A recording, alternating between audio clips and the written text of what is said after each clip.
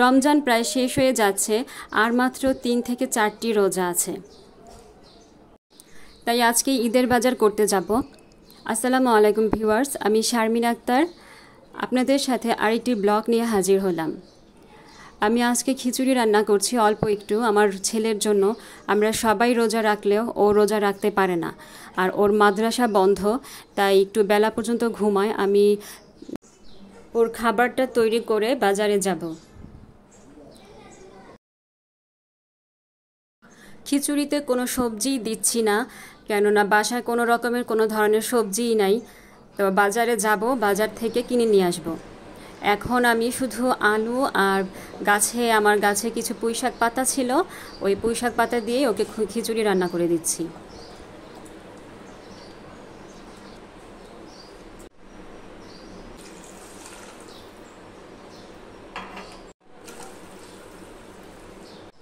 রান্নাটা হতে হতে আমি একটু রায়ানকে ডেকে নিয়ে আসি, ও না ডাকলে আবার ঘুম থেকে উঠে না।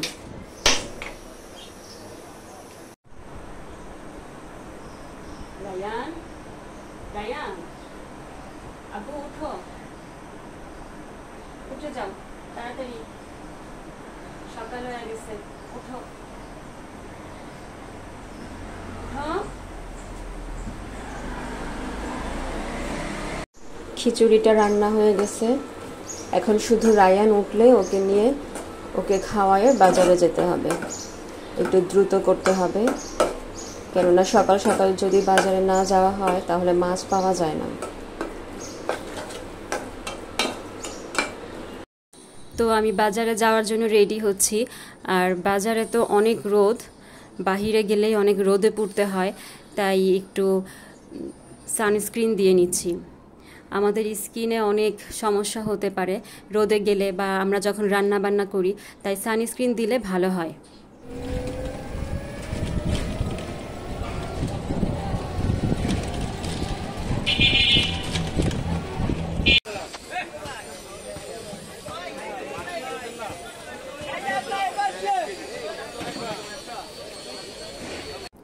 আমরা প্রথমেই মাছের বাজারে ঢুকেছি।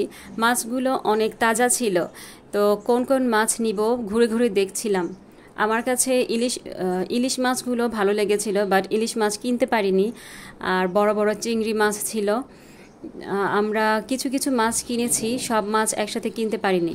আমাদের ফ্রিজটা নষ্ট হয়ে গেছে, তো একসাথে এত কিছু কিনলে ফ্রিজে রাখতে পারবো না।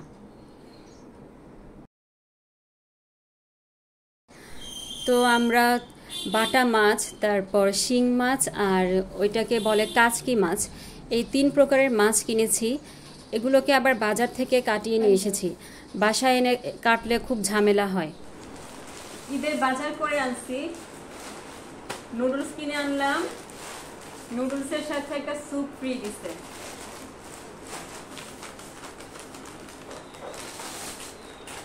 বনফুল লাচ্ছা সেমাই নিয়ে আসছি। আপনাদেরকে সেমাই রান্না করে শিখাবো। কিশমিশ নিয়ে আসছি, কাঠবাদাম,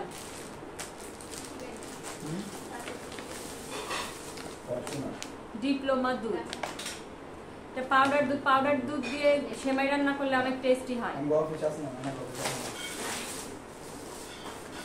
রায়ান, ঝুড়িটা নিয়ে আসো তো তাড়াতাড়ি আনো। ধন্যবাদ। বাজারগুলো সামনে রাখি।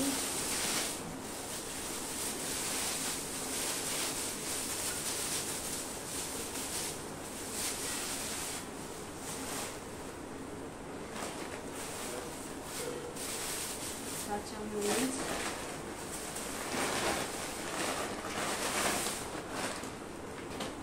আরেকটা ঝুড়ি নিয়ে আসবো, আরেকটা ঝুড়ি নিয়ে আসো।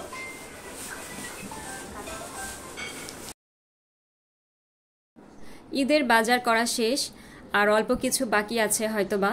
তো এখন রান্না বান্না করব। আমি ইফতারির যে রান্না বান্না তা তরকারি এগুলো আগেই করে থাকি। ইফতারির পরে আমার রান্না করতে গেলে অনেক ক্লান্ত লাগে, তাই বিকেল বেলায় রান্না করে ফেলি দুপুরে কাটাকাটি করে। আজকে রান্না করব কাচকি মাছ দিয়ে বেগুন দিয়ে চচ্চড়ি, কাচকি মাছের চচ্চড়ি। তো আমি বেগুনগুলোকে আর আলুগুলোকে কুচি কুচি করে কেটে নিচ্ছি। অবশ্যই এইটাকে আব্বাকে দেখাইছে, আব্বা বলতেছে এটা কাচকি মাছ না, এটা হচ্ছে নারকেলি মাছের ছোট জাত যেটাকে বলে। তা আমরা ভাবছি যে কাচকি মাছ, ওই কাচকি মাছ হিসেবেই নিয়ে এসেছি। যাই হোক, রান্না করব, দেখি কীরকম হয় রান্নাটা। তো কাচকি মাছের চচ্চড়িটাকে আমি হাতে মেখেই রান্না করব। আমার আম্মা সবসময় দেখতাম যে হাতে মেখেই রান্না করে, আলাদাভাবে রান্না করে না। তো আমি বেগুন আলু সব পেঁয়াজ একসাথে দিয়ে মাখিয়ে তারপরে রান্না করব। বেগুন আর আলুগুলোকে মাখিয়ে সামান্য পরিমাণ পানি দিয়ে দিয়েছি, কারণ বেশি পানি রাখবো না যেহেতু চচ্চড়ি করব। আর ঝালের পরিমাণটা একটু বেশি দিয়েছি, কারণ রোজা রেখে একটু ঝাল ঝাল খেতে সব কিছুই ভালো লাগে।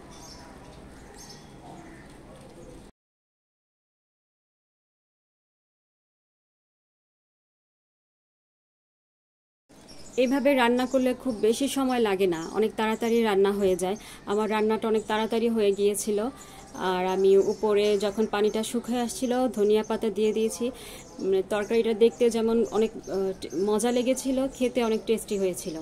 সরি, তরকারি বলে ফেলেছি, এটা চচ্চড়ি হবে।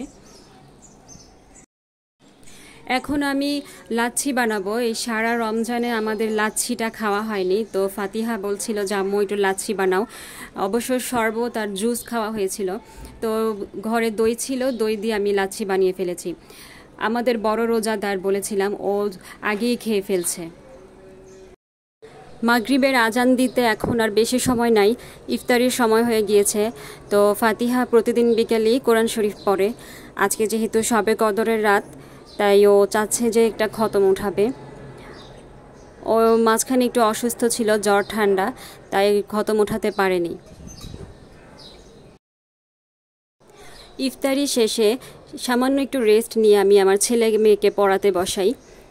ওরা পড়তে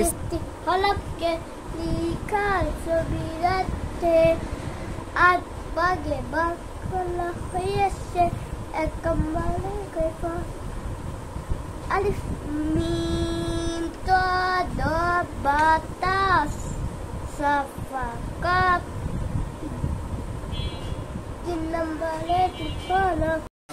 আমার ভিডিওটি ভালো লাগলে আমার চ্যানেলটি সাবস্ক্রাইব করুন। আল্লাহ হাফেজ।